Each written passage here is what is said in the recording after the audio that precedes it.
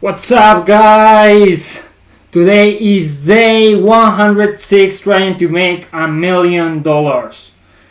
That means that there are only 259 days left to make $1,000,000. Okay. What's up, man? Where have you been? Bro, I was busy. I have a lot of things to do. I have family issues, so I need to solve a lot of things, and that's the reason why I wasn't doing live, because I was at the hospital. I was with my family, and I have a lot of things those days this week, and that's the reason why I haven't go live. So for today I'm live on Twitch, on YouTube, and I'm planning to go live on Bilibili as well. For now, let me share screen, guys. I was thinking about, okay, how can I make the streams more interesting?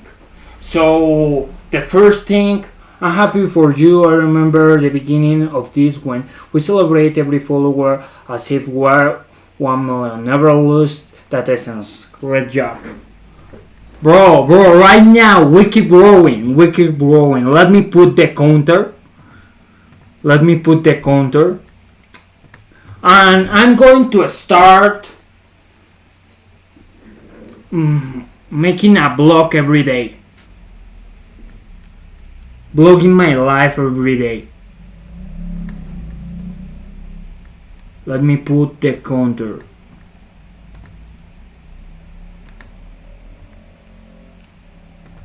Okay. 266 subscribers, bro. We are 266 subscribers right now. We keep growing, so I will continue fighting for my dreams. And let me share a screen, guys. Let me share a screen, because some of you asked me to analyze this video. 30 years of business knowledge in 2 hours 26 minutes. But also I want to do this with you guys. Let me open Mirror, because if I'm going to sell running shoes, I need to know the answers to these questions.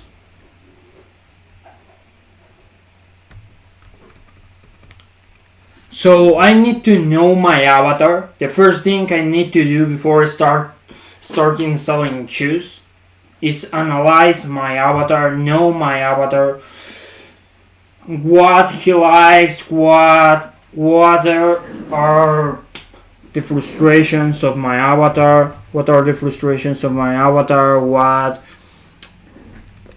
how he think, and all of that stuff.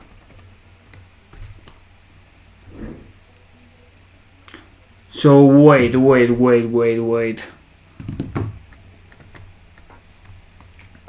Because I was creating this document, and all of these I was applying also 100 million offers to my own business. So I was applying all the concepts, the dream outcome, the perceived likelihood of achievement, the time delay of my product, the effort and sacrifice. So I was applying all this knowledge to my personal brand and also to my running shoe brand. So right now I have all of this, and I want, okay, I can't edit this document. Wait.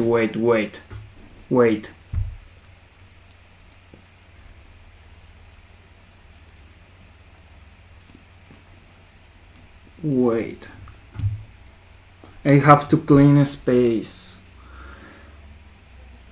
Clean up a space. Wait a minute. Okay, I have 2 viewers on YouTube, 1 viewer on Twitch. Okay, let's go.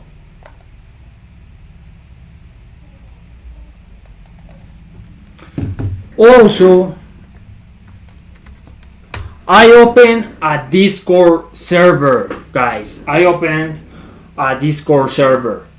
So if you want to connect, to speak about business, to speak about, I don't know, whatever you want, I open a Discord server. I don't know how to share the link of this server.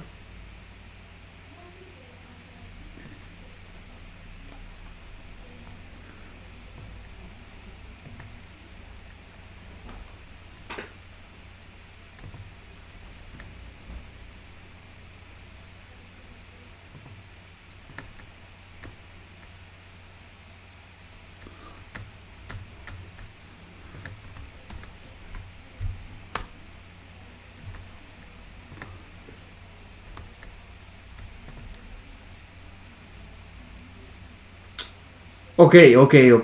Perfect. This is my Discord server. I want to connect with you guys.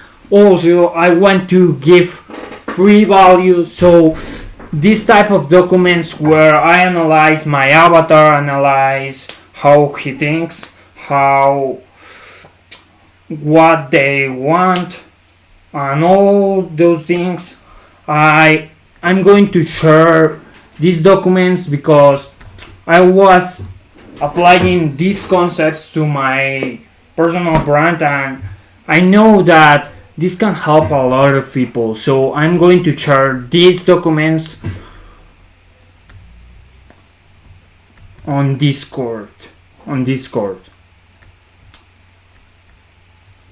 I want to make something like a school, but on Discord, but for free, completely for free for you guys, because these documents help me a lot. So I think these documents can help you as well.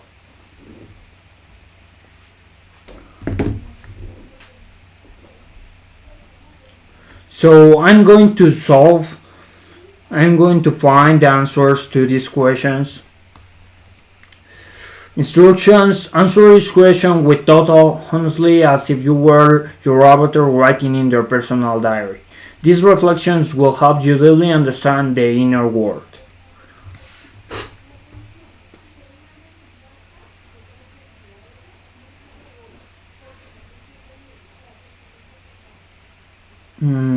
What are photos and files?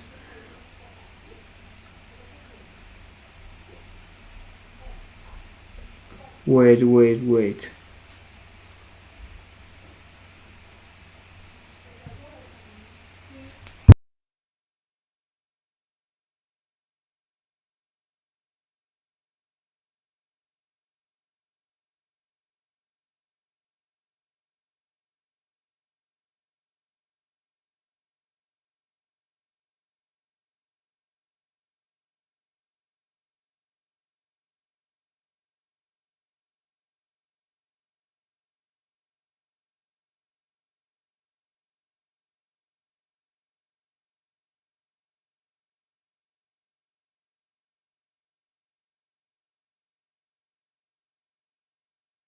Okay. Well, I'm cleaning a space. Let's watch this video because it's by Simon Squibb, the writer of this amazing book, What's Your Dream? Find your passion, love your work, build a richer life. I love this book.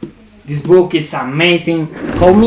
This book also helped me to create this. To understand what is my dream, to understand my purpose.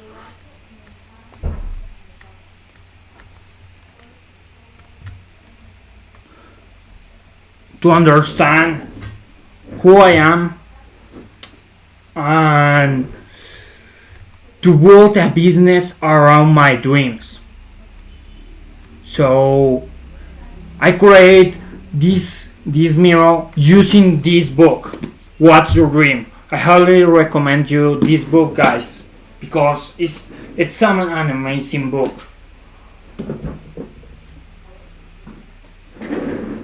What's Your Dream?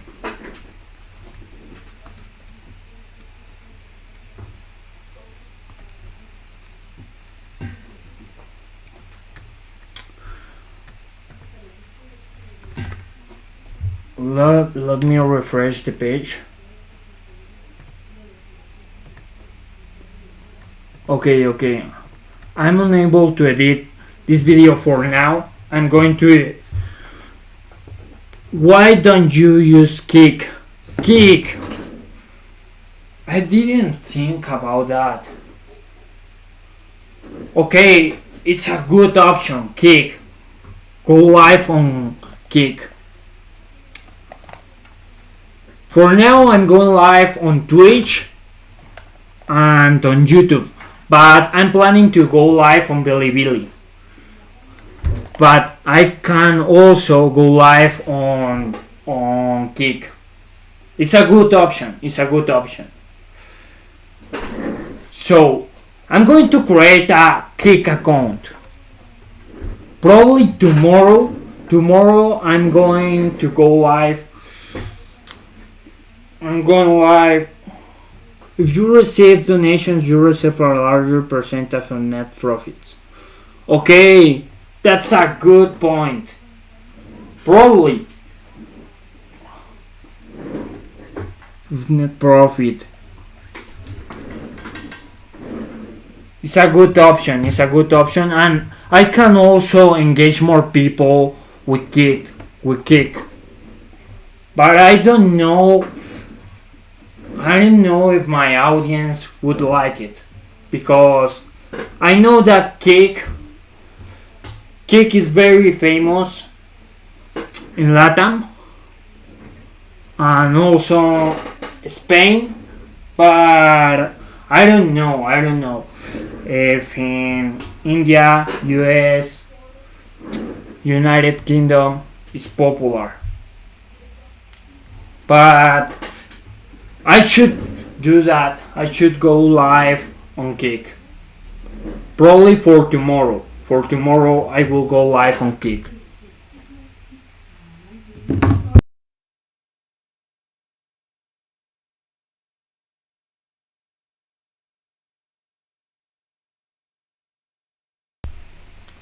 Okay, let's watch this video. It's titled 30 years of business knowledge in 2 hours and 26 minutes. Try to focus on your personal brand, what you call your avatar, but simultaneously try to monetize the platforms. Okay, bro. Okay. That's what I'm trying to do with YouTube. But to start monetizing my channel, I need to have more than 1,000 subscribers to start monetizing my channel.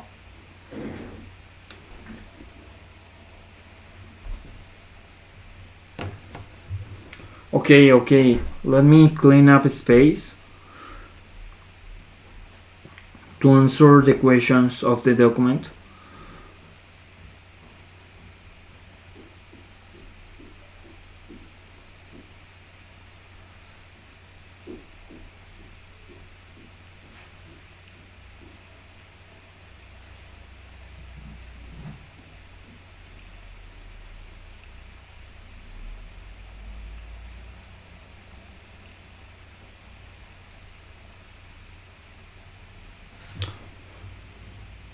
Spam email.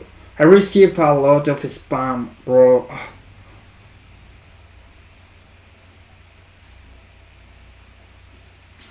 Let me check again.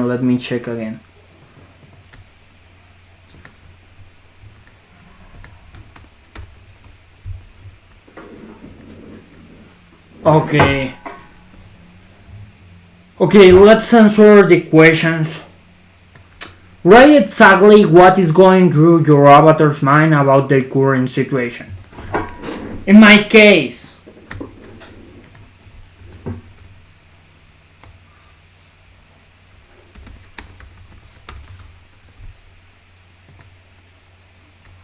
Okay, in my case, oh bro, I can use Google Docs.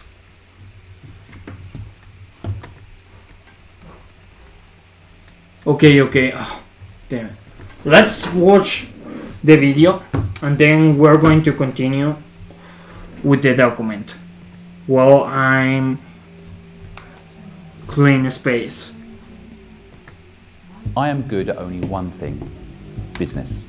Keep improving even through YouTube. Prioritize high quality videos and audio. I know that sometimes the tools can be limited, but quality equals better results. My problem with YouTube is the copyright. I upload a lot of videos and I need to change the music. I need to change sometimes sounds because have copyright. That's a huge problem. I have a problem with YouTube in that aspect because I try to upload videos. I try to upload good videos and I find a good music and I'm like, oh, thank you so much, God, I found this song. But then I try to upload the video on YouTube and YouTube just blocked my video. And that's a mess, bro. So my problem with YouTube is you can get non-copyright music, is what I mean to say.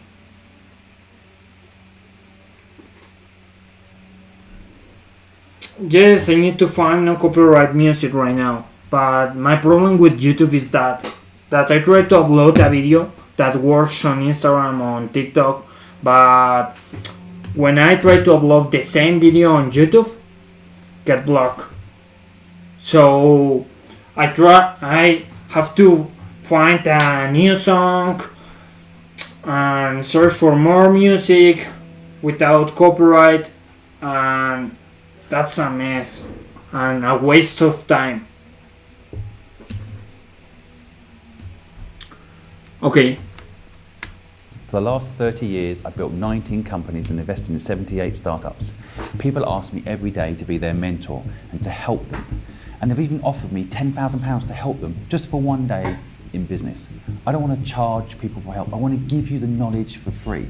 And today, I'm going to give you everything you need to start a business, to grow a business, to maintain a business, and to sell a business. But if you can't stay on this video for 5 minutes without clicking off, I've got some news for you. You're probably not going to make it. I'm now going to list all the things I'm going to go through in the next 45 minutes to change your mindset, give you the tools you need to be successful, and hopefully create new pathways in your brain that give you the chance to be successful. The very thing that the education system does not want you to be is free. Working for yourself, controlling your own destiny. So today we're going to cover how to start a business with no money, how to win. Wait. That's important. Take notes, guys. It's super important. Taking notes helped me a lot.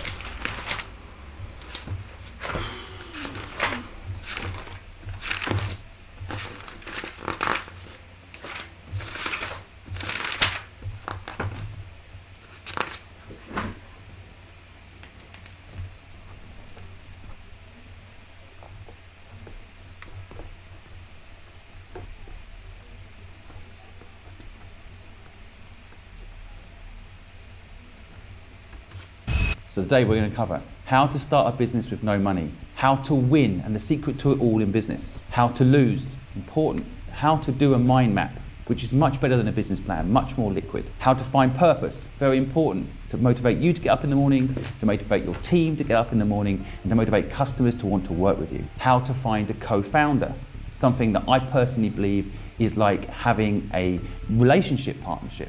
It can change everything if you have the right co-founder and can give you that accountability that we all need. How to sell, everybody can sell. There's no such thing as people that are good at selling and people that aren't good at selling. They're just people that haven't been taught the system of selling. Everyone can sell, everyone must learn to sell. It is the key to unlocking freedom. How to market your business, how to PR yourself and your business, how to get an investor, and I'll go through many different ways around that subject. You can get an investor. How to get sponsors, often an untapped secret sauce to making a business grow without needing an investor. So we'll get into that. How to build a company brand, because I honestly think value comes from building a brand, not a business. And we'll go into what a brand is and how to build one. How to build personal brand, which in this day and age, without doubt, is vital. You can't really build a company today without having a personal brand. And I'll get into personal brand on a public stage and personal brand within your industry.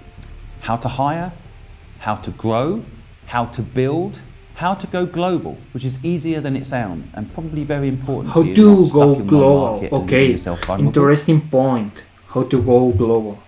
Wow. How to get a mentor.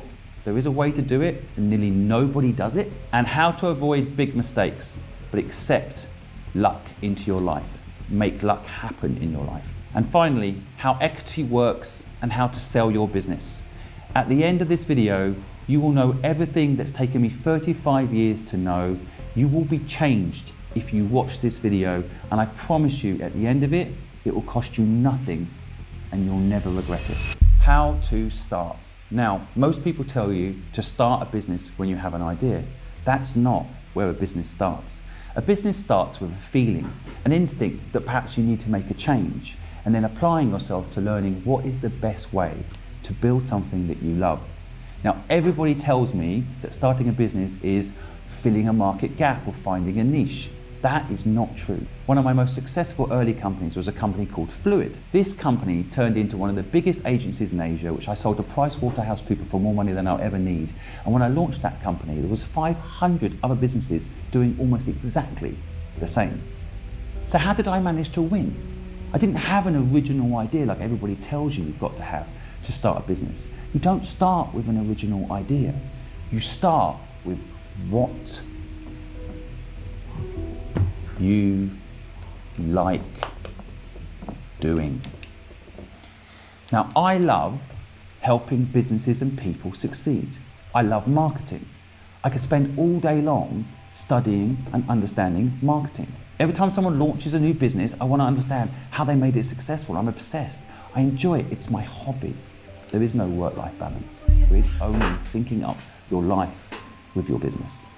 And so I believe the first step in starting a business is following your passions. Now, everybody tells you that that's not the way to start a business because often your passions initially don't necessarily generate revenue. But that's because you haven't applied a business mindset to what you love. So I loved marketing, and I started a creative agency called Fluid that helped people come up with marketing ideas to make their businesses successful. Now, there were many companies doing it, but not many of these people doing it loved it like I did.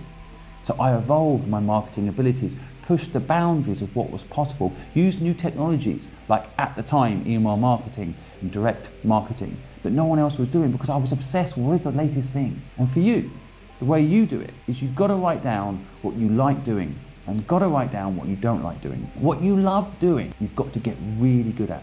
And what you don't like doing, you've got to outsource and not do it. The school system has taught you the wrong things. That if you're not good at One something, important lesson that we learned in previous stream was that we need to know what we love and do what we love, and also you need to find someone to. You need to know what you love and what you are good at, and also what you hate and what you are not good at. So then you can find your co-founder that way. you need to spend more time getting better at it. That is a lie. You've got to spend more time getting good at the thing you love to do. Get obsessed by it. And that's actually where a business idea begins. Because once you have figured out what you love doing, the next step is the idea. Now again, people will tell you that you need to come up with an original idea. That's not true. The second thing is, when it comes to an idea, you can actually combine forces with other people. So back to my example, when I launched Fluid, I loved marketing. And I met someone who could take my marketing ideas and turn them into graphic illustrations and brilliant presentations and abilities to help that company in a visual way understand my idea. So I teamed up with her and created a 50-50 business partner, and I'll come on to equity later in the video, that was literally the springboard to one of the most successful companies in Asia in this space. So the key is not coming up with an original idea and trying to do it all on your own. The key is coming up with something you love linked to what you do, and perhaps if there's a gap within your ability to execute on what you love, find a partner. So for example, if you love writing, then write a book. And maybe you need to find a partner that can publish that book, or find a company that will publish that book, or get someone to help you, like an agent, find someone that will publish that book. And that's where it really begins. In the idea phase, it's got to link to your passion. And I'll come on to purpose later, but it's key. You won't be able to follow through and probably won't be successful if you're not willing to do the thing that you're doing more often and all the time compared to other people. So, you figured out what you love doing, and now you have an idea. Now, the idea itself can evolve. From my point of view, when I started what I'm doing today, which is a platform to help you for free, the first thing I did was, in fact, a podcast. So the step after idea is step one, execution. And execution involves what is the first thing you can do to make your business idea come to life. And for me, in my example, it was a podcast. But for you, it might be a blog. It might be a LinkedIn post. It might be setting up a social media handle and starting to post up your photography. Whatever the first step execution is, do not make it too hard for yourself. In my case, sitting down, interviewing people I found interesting, recording it and putting it up would serve the purpose of giving people mentorship in a podcast for free, which was my first step in my mission in my recent business.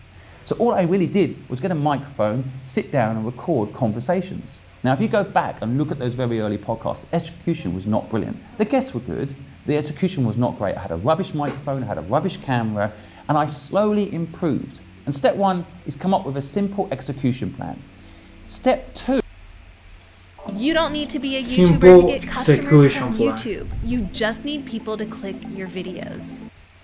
Two, in starting a business, is consider where the revenue is going to come from. Now, some people say you need this within the idea phase, and yes, you can put it within the idea phase, but sometimes revenue doesn't actually make itself clear until you start. So an example, if you're a photographer and you think you're going to make your money charging by the hour for your photography skills, you're probably limiting yourself, right?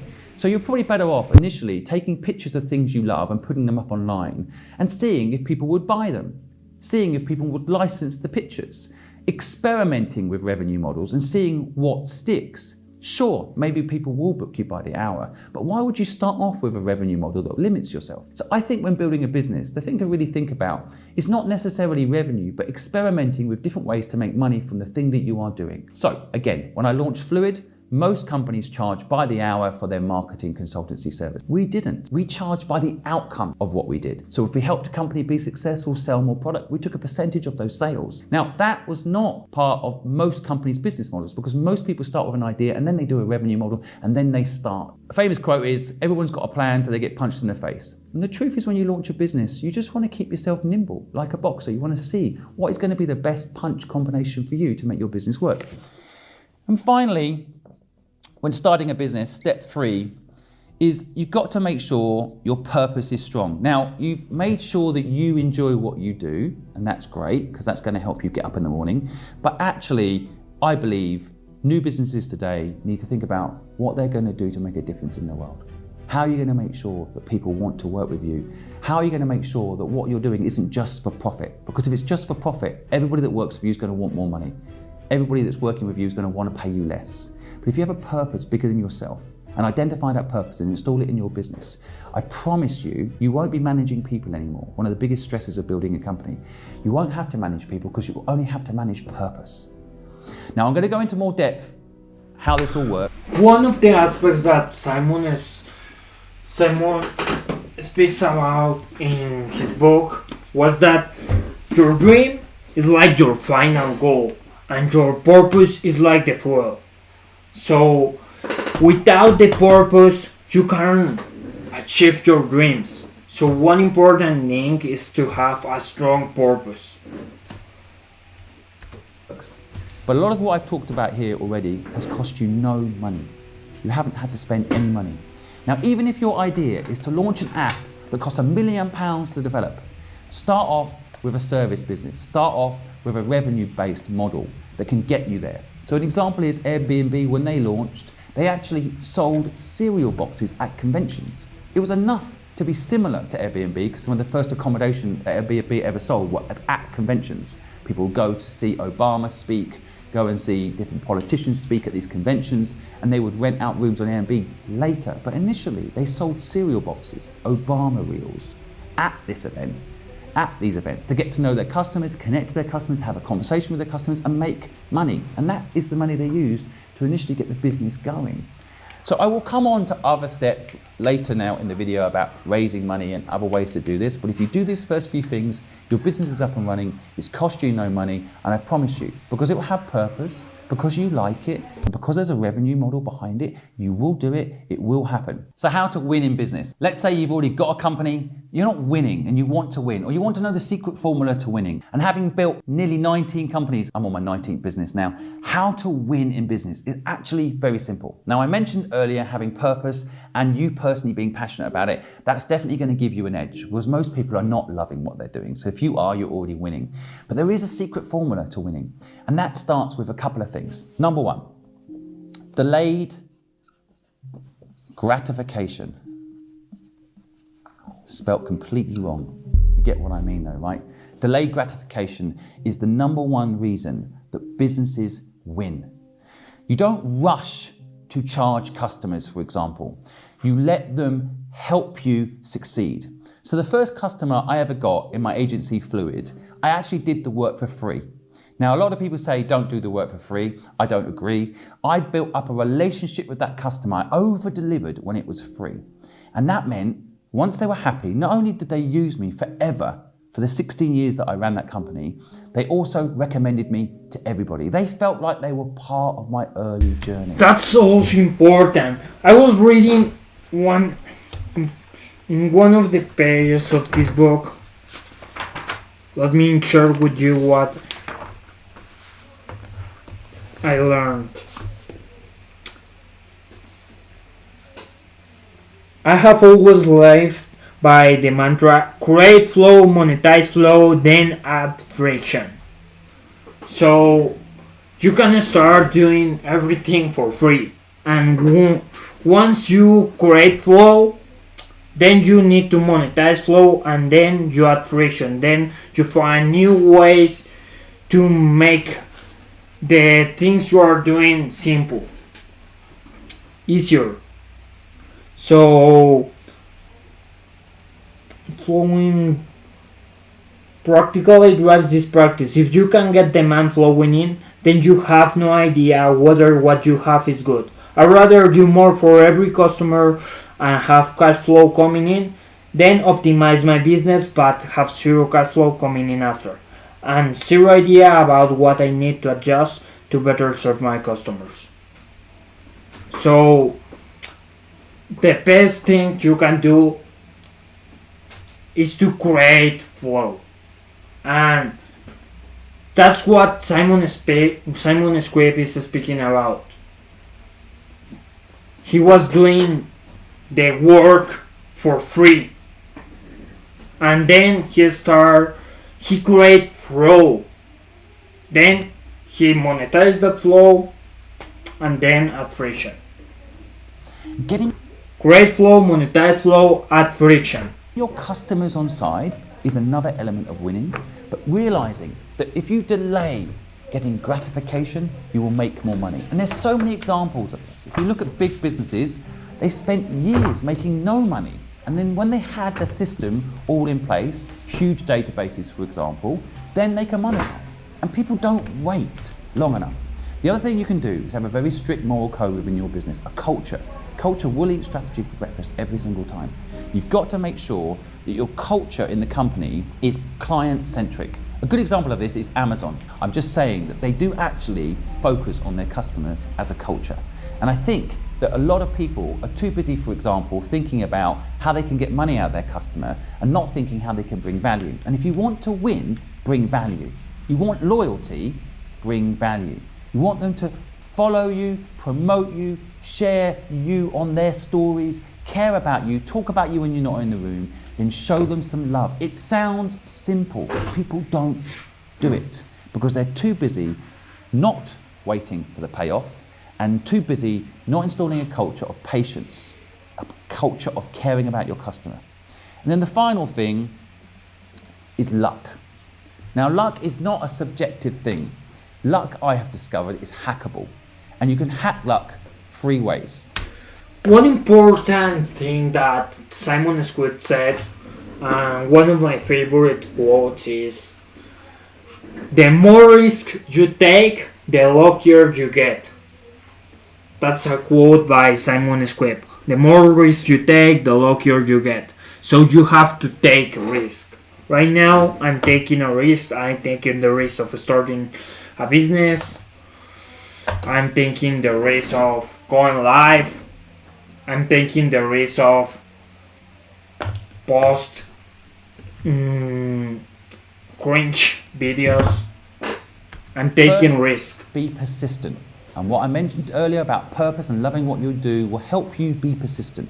You have to outlast other people. When I launched my company Fluid in Hong Kong, I had so many competitors, but slowly but surely, they all shut down, went bankrupt. They didn't care like I did. And I think that whole luck thing is about persistence. That's number 1. Number 2 in hacking luck is know your destination. What is success for you? What will make you happy? What do you want? Big company, small company? And by the way, a big company is much easier to run than a small company. Aim for a big company is my recommendation. But that's my opinion. It might not work for you. So I suggest you define success for yourself. Today, success for me is having the time to take my son to school and be able to pick him up. It's having time to do the exercise I want to do. That's how I define success. So I never sell hours. And we'll come to that in a little bit, why you should never sell hours. But luck is hackable. You have to be persistent. You have to know your destination. And finally, you have to learn to take risk. Be careful with sayings out there trying to trick you into options that are not true. So the worst one is, the harder you work, the luckier you get. That is not true. That is a lie designed to make you work hard. If it was true, every nurse in this country would be a millionaire. It is not true that working hard equals success. What equals success is taking risk. You have to learn to take risk. Lean into fear. Most people don't succeed because they are afraid of taking risk. And that's a huge mistake. I watched a video, was in Spanish, but was like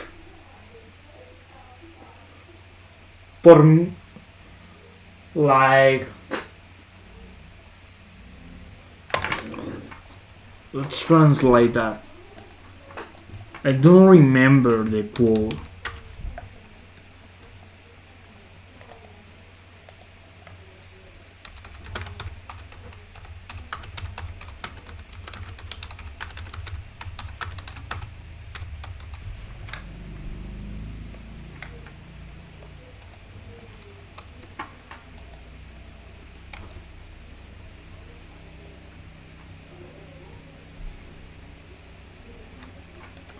Okay, was something like,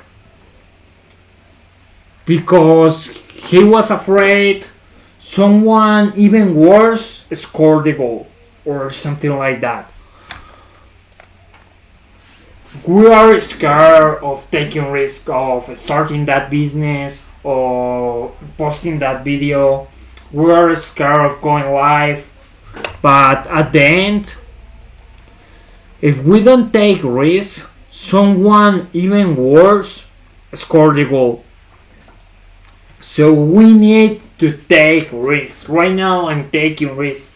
I'm taking the risk of going live. I'm taking the risk of posting videos, cringe videos. I'm taking the risk of starting a business. I'm taking the risk of speaking in English because it's not my native language.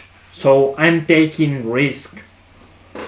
To love fear, embrace it, and then you can take more risk. And the more risk you take, the luckier you get. Learn to. That's the quote. The more risk you take, the luckier you get. Bro, an amazing quote. Long term, and learn to hack luck. You will win. That's the quote that I was secret to it speaking all about. Is learning to accept that you could lose everything and it doesn't matter. You've got to be willing to risk it all. Take a chance and go for it. Do not rush.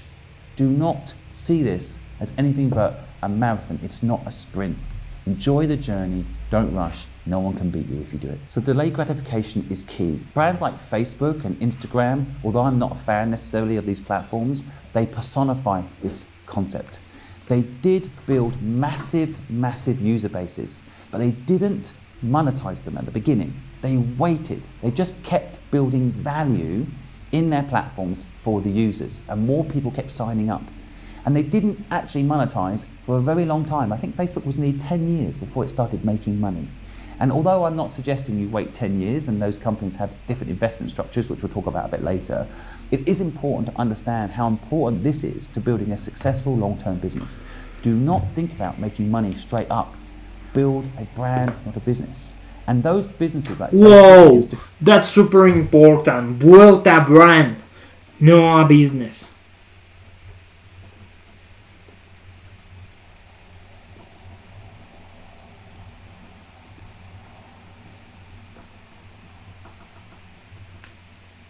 straight up. Build a brand, not a business. And those businesses like Facebook and Instagram, they waited a decade before they started monetizing. And as soon as they started monetizing, Facebook in particular, it started to decline as a brand. Less people liked it. Too many ads on the screen, too many annoying buttons that didn't have any relevance to them because they were suddenly trying to make their client happy, the advertiser, and no longer focused on the user in the same way. So be careful. But that is how you build massive economic moats. People like Google, similar. At the beginning, no revenue. YouTube, at the beginning, no revenue. Focus on building something that has value for people. Delayed gratification is one of the secret weapons in building a sustainable, large, and successful business that you love. Next up, how to lose. It might sound like a strange title, but it's the number one thing I've noticed that people don't learn to do that doesn't allow them to be successful. This all stems back probably to school, where you were told that success was getting an A. It's not. Success is actually accepting failure, learning to bounce back from failure, embracing failure, having learnings from the businesses that I have been involved in that have failed, have allowed me to be successful. I guarantee you, if I hadn't lost £1 million on doing comic book business, I wouldn't be rich or successful today. I needed to learn how to fail. I needed to accept losing. It's key. And so how do you build the stamina and the ability to lose? The first thing you realize, number one, don't let things own you. If you let things own you, you are controlled by the very thing that's meant to bring you pleasure. You have to learn to lose those things. Don't let things own you.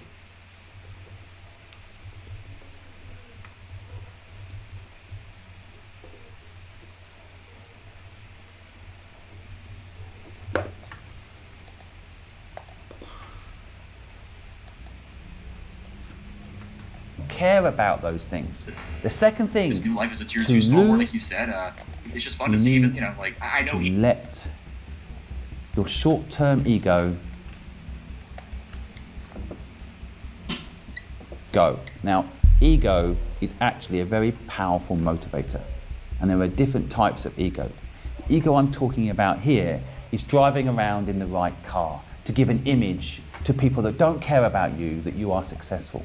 Do not worry about this. Learn to enjoy looking like you're a loser. Let people underestimate you. It is so powerful to be underestimated by your competition, even by your customers, because if they think you can't deliver and you do, then brilliant. Do not worry about losing. Learn to be a D student. Love to fail. That's why 80% of A students end What? You need to love what? student. Love to fail. That's Love to fail. And one of the most amazing quotes I ever heard was by Leila Hormozi, and goes like, nothing fails like success. Nothing fails like success. Nothing fails like success. 80% an of A amazing students quote. end up working for D students Because A students are scared to lose. They don't want to lose. They always want to get an A. They always want to be seen as the smartest person in the room. Don't worry about it.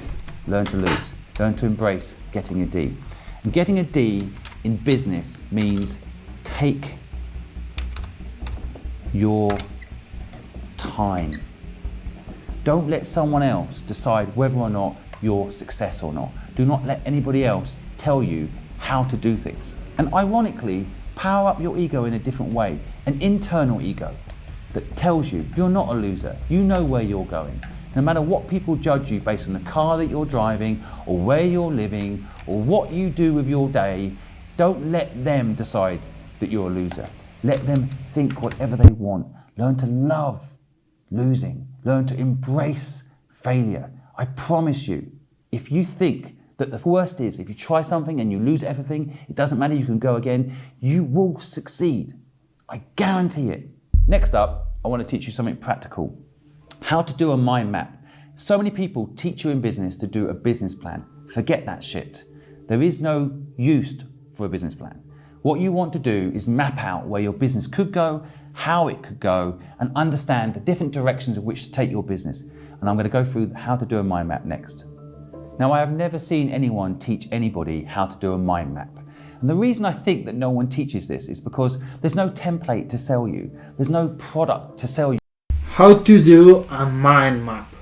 Okay. Do a mind map.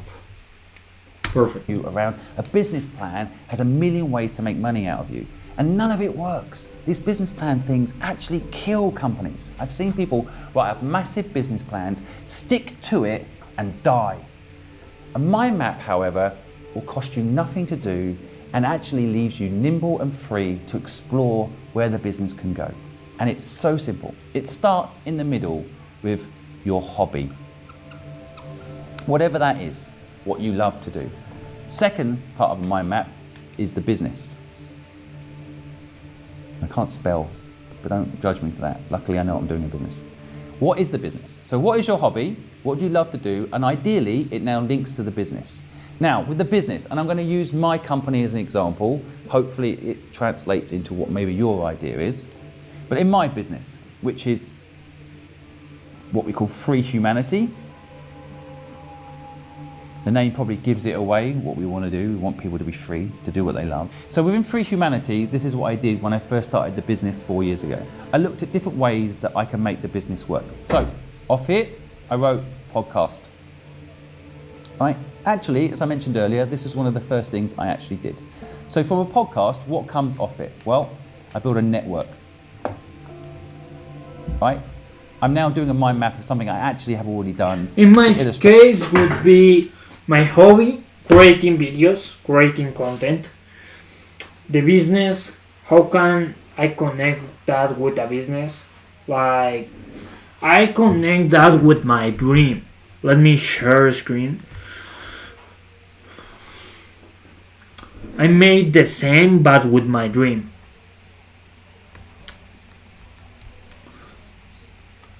What's my dream? My dream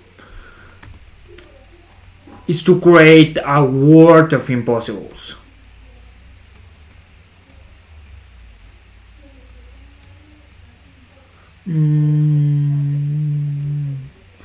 It's a list of 100 things I want to do before I die, and have 4 steps. 1, help people reach their dreams. 2nd, I want people to dream again. I want people to truly live and help people believe in the impossible. Because my dream is to create a world of impossibles. How I connect that with my business? That's where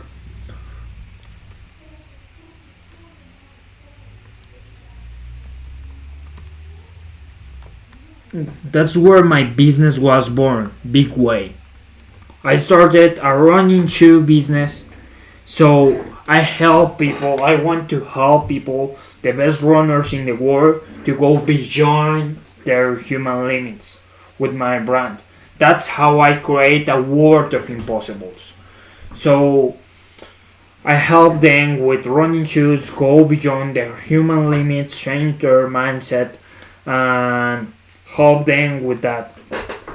So I connected my dream with my business.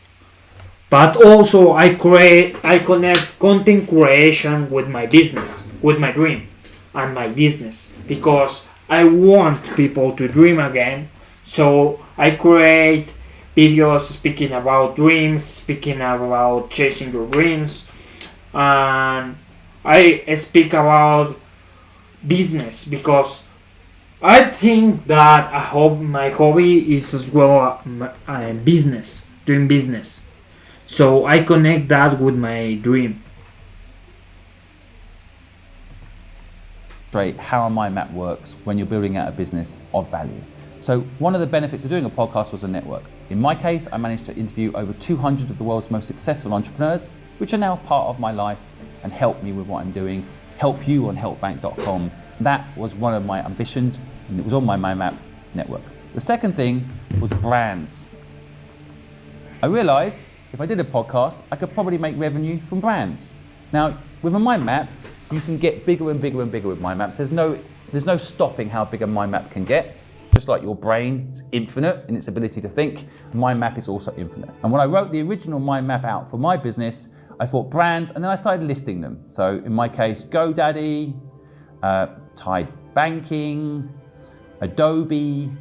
These were brands that I felt were a fit with what I wanted to do. Give people the ability to start their own business, be free, do what they love. So I listed out all the brands that I could work with. I also listed in my original mind map, and I didn't do it at the beginning, but it ended up becoming part of what I did, was an app. And an app that would focus on free help for people. Helpbank. Now at the time, I didn't have the name that I now have, which is helpbank.com, but I knew that I needed to build a scalable way of giving people knowledge.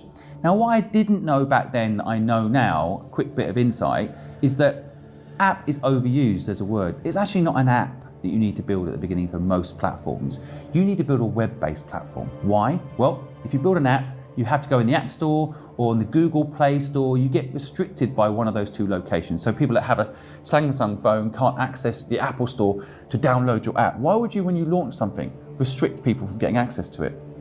Plus, if it's web-based, people can just log in straight from a web browser, any web browser. That aside, I realized in my early days, I needed to do an app. And from that, I would do free help. And from that, I would be able to connect the network that I'd built in the podcast to the free help. So the people that I'd interviewed in the podcast, the knowledge that I was capturing in their case, I could connect now, that network being built via the podcast, to the help on the platform. This is how it's actually played out. The next thing I spent time thinking about was team. And on a mind map, I thought about who I actually need. Now, because I knew I was going to do a podcast, I knew that I needed an editor. But I also know my weaknesses, so I know I need an accountant, someone who's going to take care of the admin. These are things that I don't enjoy doing, so I know what to do. But I also realized with the network that I'd built through the podcast that I could have partners. So it's not just employees, but partners I could link to the team. Again, working with the people that I'd spoken to on the podcast, I could connect them. The people that were going to work on the app, I could connect them. Although they're not necessarily on my payroll, they are people that perhaps are connected to my mission, want to help people, and they can become part of my extended team. Now, within the team structure, I can also start thinking about things like if I have an editor, maybe that editor hires editors, or I hire editors, but you can start breaking down what you actually need within your team. Right now, as a mind map, you start, in my opinion, with what your hobbies are, what you enjoy doing. You're then building a business around it, and then you're thinking about different things that this business is going to need. Now, one of the things that I spent a lot of time thinking about that I haven't yet done but will be coming soon in my platform was what else I could do that would scale the business, give it what it needed resource-wise, without necessarily me being involved in it. And at that time, back 4 years ago, the word was merchandising. So I wrote down merchandising.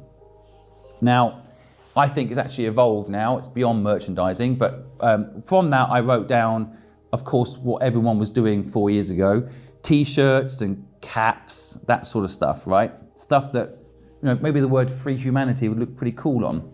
And I thought about, in those days, things like sweets and products that perhaps we could launch. And I wrote down basically any way, merchandise-wise, we could make money. Now, what's interesting is I'm about to launch a sweet brand called Bizzies. It's taken 4 years to get to this part of the mind map, but it was on there. It was always on there. And ironically, when I was building team, if anyone said to me when I was interviewing them, they had some experience with sweet business, I made a note and kept them as someone maybe could help us in the future. Same with merchandising. Anytime I spoke to anybody that was perhaps looking at starting a t-shirt brand or working on building product, I'd see if perhaps they wanted to work with me in the future. Because once you know in your mind map one of the things that's going to come up in the future, you can look out as you're building other things for the very thing that's going to help make that happen. So this is a mind map. It is literally mapping out all the different things and different ways that your business can go. It's fun, it's simple, there's no template you can download and pay someone for, you don't need it. And the beautiful thing about a mind map is you're not fixed. You can start adding bubbles and adding things as things evolve, as people and the world change. You can start adding things and connecting the different dots between parts of your business. Something a 20-page document will never let you do because it's too linear. So that's a mind map. I hope it's a useful, practical tool for you going forward. How to find purpose. Now, You can use Miro app to create that mind map. Right now, you can use Miro app. That's how I created my mind map.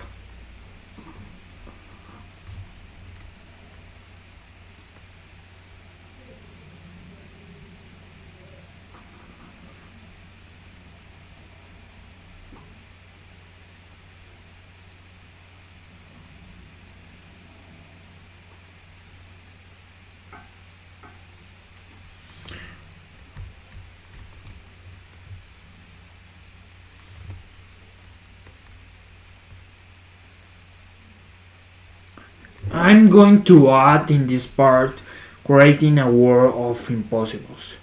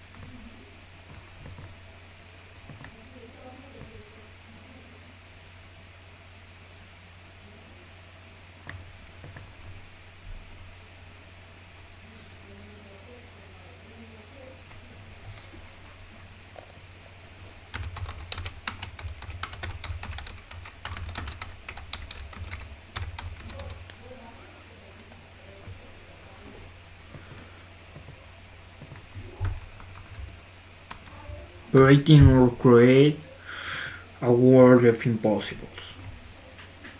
Creating a world of impossible is the same. But right now I'm creating a world of impossibles. Doesn't matter. Doesn't matter. But right now I'm creating it. So creating, but the dream is to create a world of impossibles. I'm creating it. Okay. this word purpose might sound woo-woo. They don't teach you it at school, in my opinion, for a reason. Because if you understand purpose, you're very unlikely to work for someone else. Purpose is a very personal thing. You can find other people with purpose, you can find your tribe, and you can be free. But finding purpose is not an easy thing, and it's not something you've been given any of the tools in which to make happen. So what is the first step in finding purpose? And it's a very obvious step that people do not do. You think about it. Now, the problem is, if you say you're thinking about purpose, people might laugh at you. Other people try to throw silly jokes out there like 49, and they'll throw you off. Or purpose will get so complicated in your head because you've not really thought about it before, you'll give up and go back to your old ways. You need to think about purpose. What is your purpose? We used to live in tribes of 5,000, and we used to work on a method called give without take, not give and take. We used to help each other because it would make our tribe better, not because we'd make money from it. You ask me for help, I would give it to you for free. The world will be a better place. I'd get better at giving you that help for free. I'd become an expert at giving that help for free. My Eventually, purpose when I'm not is in- to create the world. There's a quote.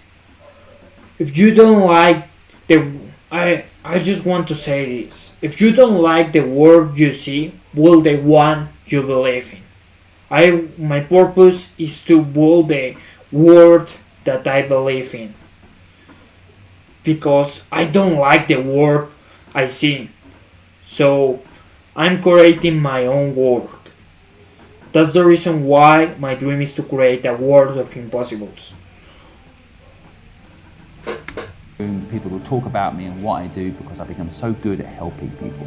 But I think today that doesn't fit the narrative of working at a call centre and picking up the phone and doing what you're told in the factory that Henry Ford created. So when the school system was developed, the word purpose wasn't included in any of it. They asked the wrong question of you. What are you going to do when you grow up, is what schools say. That's not the right question. What you should be asked is, what problem are you going to solve? So the And also, what's your dream? I want to rewatch that this Henry part. Ford created. So when the school system was developed, the word purpose wasn't included in any of it. They asked the wrong question of you. What are you going to do when you grow up, is what schools say. That's not the right question. What you should be asked is, what problem are you going to solve? So the second step in thinking about and finding, hopefully, purpose is, what problem matters to you? Wow. Now at What first, nothing might spring to mind. problem If something has jumped into your mind, then great. In a minute I'm going to explain how you matters action that. But if it hasn't jumped into your mind, start thinking about, In my case, what problem matters to me? The problem that matters to me is that the people are too afraid to chase their dreams. That's the problem that matters to me. That people are too afraid their dreams. That people don't dream.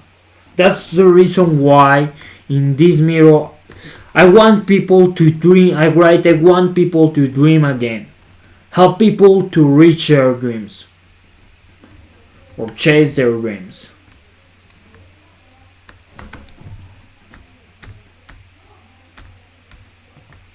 what problems have actually affected you, big or small. Now, it can be really simple, like the banks aren't open early enough for you, or the swimming pool you wanted to go to doesn't let you swim the time you want. It might sound silly, but you start thinking about problems that bother you, and your brain wakes up, the entrepreneur muscle in your brain that helps you figure out how to solve that problem. Now, it might be that the bank's not opening on time isn't a problem you're going to solve, but if your brain starts thinking about that problem and how it can solve it, you might begin to understand how to find purpose. The third The thing, problem that I want to solve is that I want people to dream again and to chase their dreams and to really live, because we are alive, but most people don't really live. And that people believe in the impossible, because when you start believing in the possible, you start dreaming again.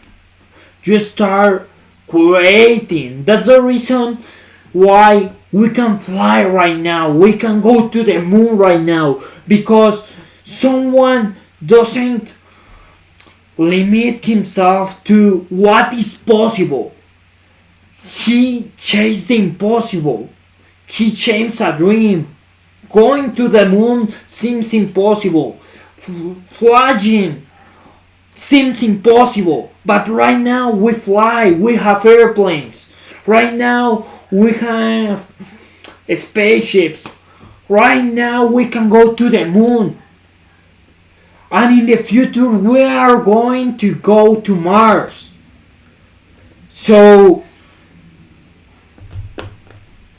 don't limit yourself.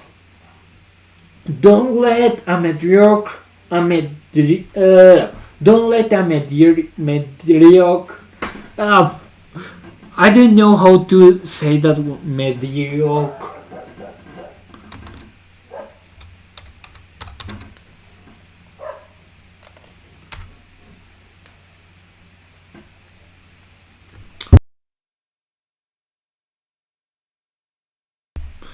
Don't let a mediocre idea limit the greatness of your soul. I'm going to say it again. Don't let a mediocre idea limit the greatness of your soul. So, when you start dreaming again, you can chase the impossible. That's the problem I want to solve. I want to help people to chase their dreams. Do To is have a start dream. breaking down how to make your People life don't have and that dreams purpose right now. match. That's the problem Now- I want to solve. Matching what you do in your day and your actual purpose is often easier than you think. I've met hundreds and hundreds of people who tell me what their dream is. What you do in your day and your actual purpose is often easier than you think. I've met hundreds and hundreds of people who tell me what their dream is, and it turns out that their dream is often just 3% difference from their existing life. You know, between chimpanzees and humans, and only 3% difference in the DNA. And often, for example, I met someone that wants to do their own catering business. They're working in someone else's catering business. They're just missing this video in their life to figure out how to turn what they feel is their purpose, to make cakes for someone and make them smile and own that business, into that business. They're just missing knowledge. They're also not realizing that actually their purpose is nearly there. In fact, I would argue that the system sometimes wants you to feel like you're getting enough satisfaction that you don't need to make a change. So in other words, if you are working for someone else baking cakes, even if they're not using the ingredients you would use, or they don't care about the customer the same way that you do, at least you are baking. But you've got to break free from this thinking. You've got to realize that if you're going to do your purpose, you have to learn what I said earlier, take risk, but most importantly, to truly know yourself. I once interviewed a billionaire on my podcast and I asked him, how did you build your intuition? And he said to me, I used to go and ask my mum or my dad a question when I was young, and they both used to say to me, you know the answer. You know it. Never gave him the answers. So he had to go away and figure out the answers for himself. And that in itself is the point I'm trying to make here. You have a purpose. Yes, I can help you get there, but you need to ask yourself, what is that purpose? How are you going to make it happen? How are you going to get there? And you do it by thinking about it, asking yourself not what you're going to do when you grow up, but what problem you want to solve, and then matching your life to that problem. The final thing I'll say, What problem you don't do have you to want do to this thing on solve? your own. Let's say you care about climate change, and I would just say we don't need to save the planet, we need to save humans. When the humans are gone, the planet will be fine. But let's just say you care about saving the planet. You can go and work with other people doing something in this space. The only thing I would say to you is make sure you ask for equity wherever you work. I'll come to that a bit later, how you do that and why you should do that. But that can be still a way for you to have the life you want. You can find your purpose and then go work with someone that's actually doing it. So in my organization, behind the camera right now, is a whole group of people, talented people that care about the same thing as me. So they can go off and help people in their own way like they want to, or we can come together as a team and solve the problem together that people don't have the knowledge they need to do what they love.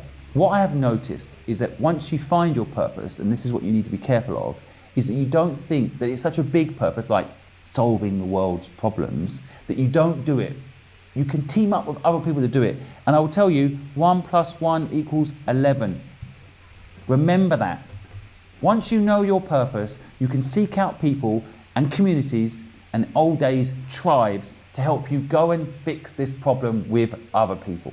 But if you don't know what that purpose is, you won't do this and you will get stuck working on someone else's purpose, someone else's destiny. And I promise you, it's this. Find your purpose. People don't have a way like they want to, or we can come together as a team and solve the problem together that people don't have the knowledge they need to do what they love. What I have noticed is that once you find your purpose, and this is what you need to be careful of, is that you don't think that it's such a big purpose like solving the world's problems, that you don't do it. You can team up with other people to do it. And I will tell you, 1 + 1 = 11. Remember that. Once you know your purpose, you can seek out people and communities and old days tribes to help you go and fix this problem with other people.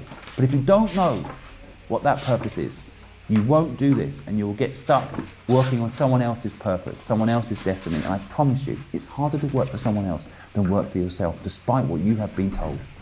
How to find a co-founder. Now, if you're someone that likes to work alone, you can perhaps skip this bit. But I would say to you before you do, make sure you understand the power of a co-founder. Sometimes we get caught in our own ignorance bubble. We think we know what we know, but you don't know what you don't know. So be cautious before you skip this section that you're absolutely sure that a co-founder cannot bring you value. I will tell you first up why a co-founder can bring you value. It's a bit like if you get a gym membership, you probably don't go to the gym. But if you have a buddy who goes to the gym every morning, you often have accountability and you go. For me, that's one of the #1 reasons I love having a co-founder. Now, there is a counter argument to having a co-founder you'll hear from many people, which is, well, why would you give up 50% of your company to have a co-founder?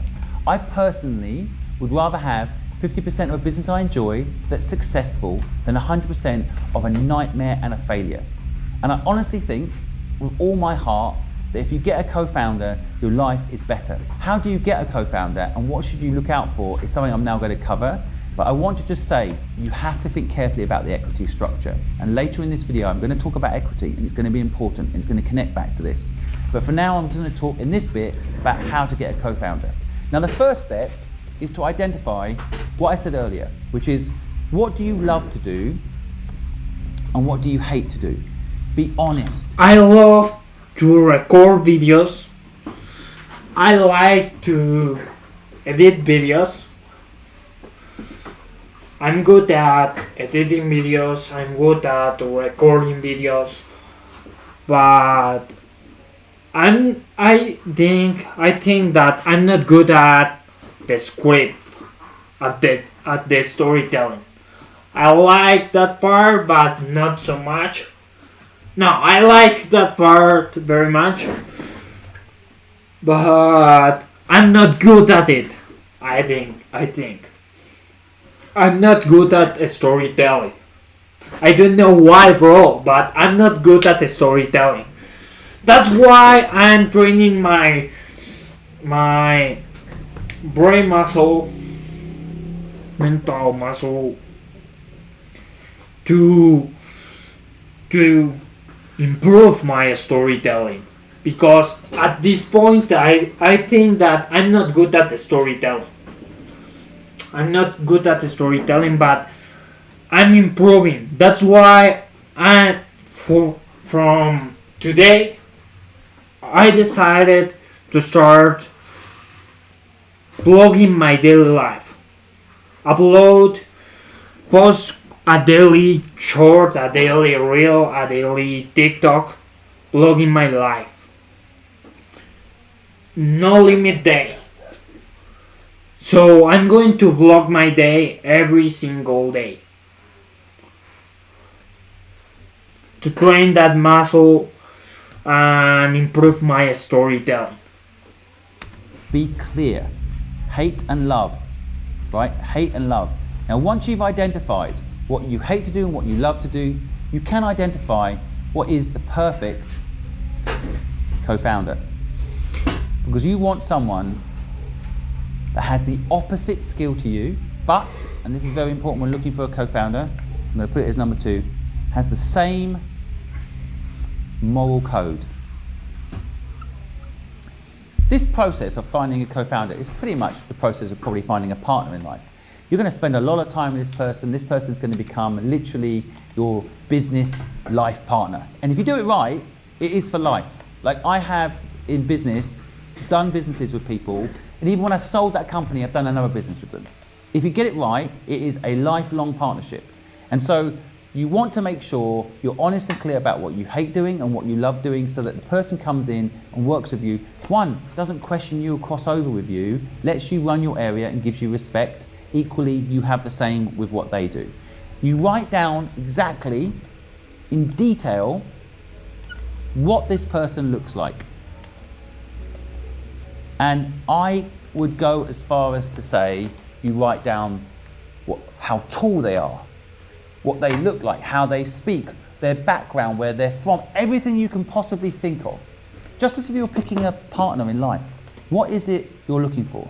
Write down every detail. The reason I say the more detailed you are with it, the more likely you are to manifest it. You aren't going to be looking out for something unless you make it very clear what you're looking for. I mean, it's the regular. So I have to prepare another document like this one, but for a co-founder.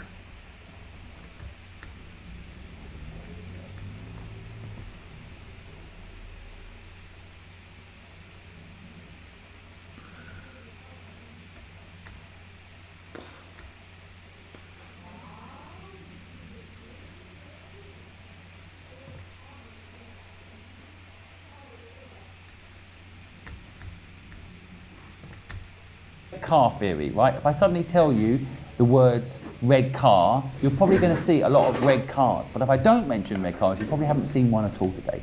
You have to list out what you want. So you've identified what you love doing and what you don't love doing. You've identified your own moral code. And moral code, I can go into it a little bit more. It's quite a complicated thing, but there is one quick hack on this I can give you. Whenever I'm trying to find out whether or not someone's good, I don't care about money. I care about reputation. So I don't want to accidentally end up working with someone that all they really care about is money, and I have this test to check. I will say to them, what if from this day until you're 70, so let's say you're 30 now, in the next 40 years, you'll have the most amazing life. 3 houses, 1 in New York, 1 in Hong Kong, 1 in London. Anywhere you go, people will love you, private jets, everything you need for the next 40 years. That's your life. And in 40 years' time, however, there is a catch. You'll get to 70, and then everyone will find out that you're a financial fraud, that you tricked people to get here, and that your life generally will be very different. People will look at you differently. Maybe then you'll die, and maybe... Wait. I will come later, wait.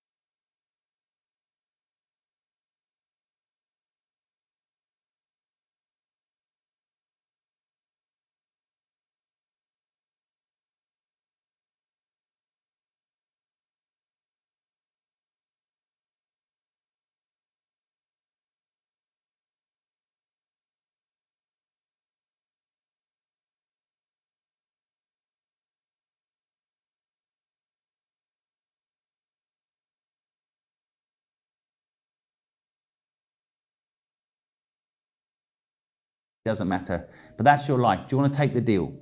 I'm surprised how many people say yes. I would say 50-50. People say yes, they take that deal. They'll have 40 years of a good life for a bad reputation at the end.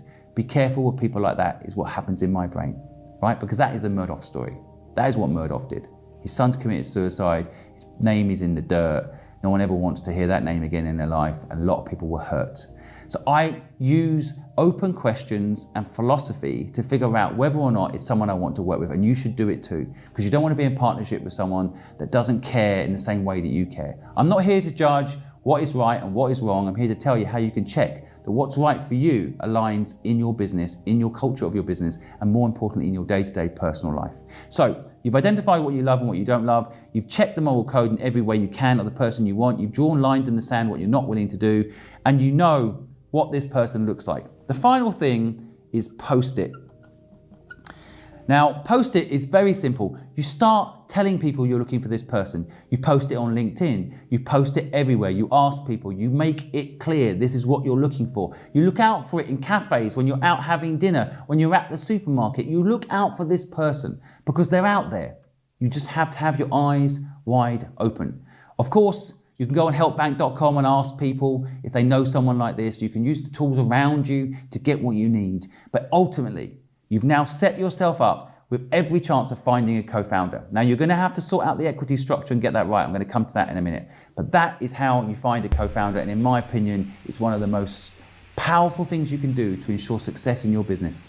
Next up, how to sell. But also you need to know why it's important to find a co-founder. You don't need to find a co-founder at the beginning. You need to find a co-founder when the business requires a co-founder. Not at the beginning. You can start without a co-founder. And I think that looking for a co-founder at the beginning is not the best option. Just start a business when your business starting to have traction. That's when you need to find a co-founder.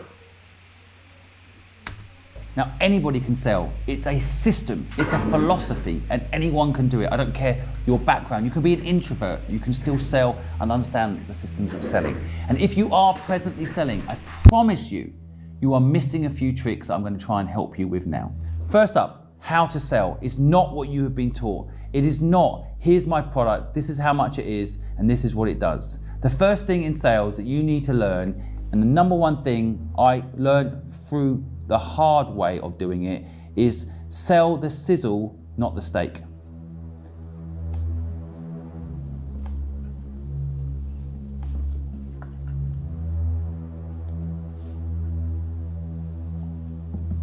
So what does that mean? Well, let's pick one of the best products ever.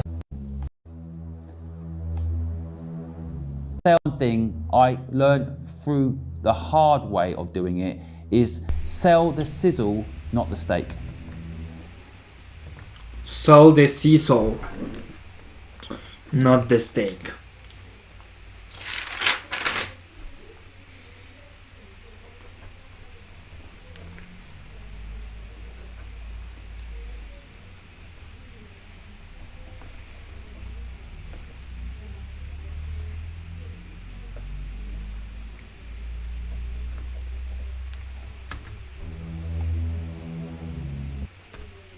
Sell the sizzle, not the steak.